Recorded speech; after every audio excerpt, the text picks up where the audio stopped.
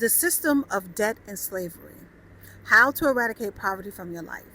Hi, I'm Serene, and I am your money navigator. What I do is I help you manifest and quantum leap into God's financial system so you can live in God's financial plan that He has already ordained for your life.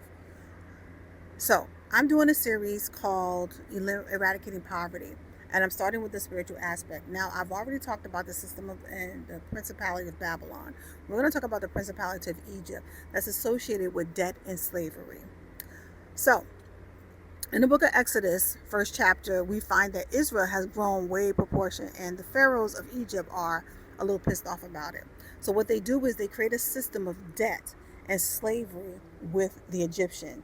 They make the Israelites indebted to them, like they supply them with their clothes, their food, whatever that they need, right? And this system goes on for 400 years until God frees them. But the system is so ingrained in them that they insist on worshiping it even while they're in the wilderness. So, what God does is that as He is creating the laws for Israel to follow, He puts in some very serious financial laws. The first, one of the laws is that every 7 years, all debts are forgiven. All debts are forgiven. Why does He do that? Is because it is to break the mindset of the cycle of continual debt. Some of us have been in debt for years, student loan debt for years. We've had credit card debt for years. We filed bankruptcy, to eradicate our debt. You know what I mean? So that's why He did that. That's number one.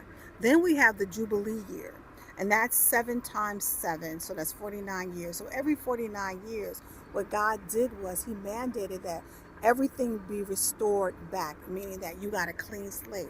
All people who, I wouldn't say sold their land, but they hawked their land, pawned it, better term, got it all back. Everybody got a clean slate every 49th year. That is found in Leviticus, I want to say 26. But I say this to say, God had to create these financial laws because if He had not done these laws, the Israel in the promised land would have done just like they did in Egypt. And you find in the book of Nehemiah that they did not uphold these laws because when Nehemiah went to build the wall, the people complained that they were being overtaxed and probably had to sell their children into slavery. Right? So I say this to say, maybe the reason why you are in a cycle on a hamster wheel of debt, you can't get out of it, you're constantly in it, can't get out of it. It isn't because you aren't doing the right things, it's because your ancestors worship the gods of Egypt. That's a principality, it is a system. And because your ancestors worship these gods, the consequence of worshiping these gods are now flowing to you and they're highlighting to you. So, how do you eradicate this system?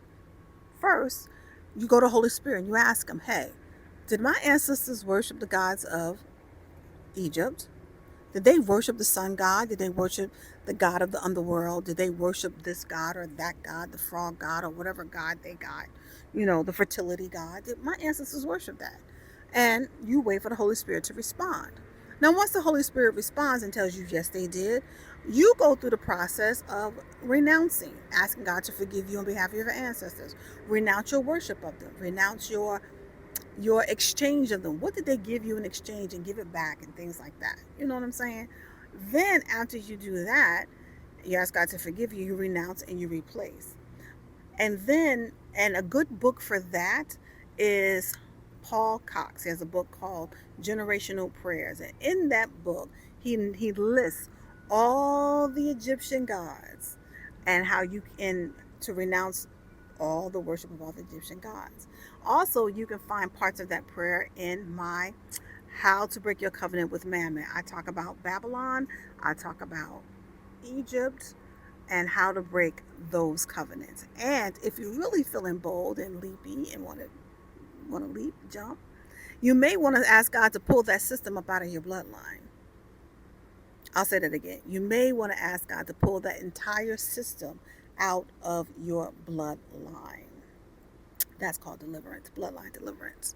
So I say this to say, if you want to eradicate slavery and eradicate debt, because Debt is a system of slavery.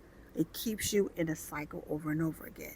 And you walk in and you want to walk into the promises of every 7 years your life is restored, and every 49th year you win Jubilee where God does another reset. You want that for yourself and your family and your bloodline? That's what you got to do. So that is all I have for this episode of Eradicating Poverty, talking about the principality of slavery and debt. Join me again probably next week when I drop another video. And in that video, we're going to talk about the soul and eradicating poverty within your, out of your soul, not within it, out of your soul. So please like, follow, and share. And if you want to see that video, just comment in the comments, soul. All right. So with that, I love you to life. Talk with you soon.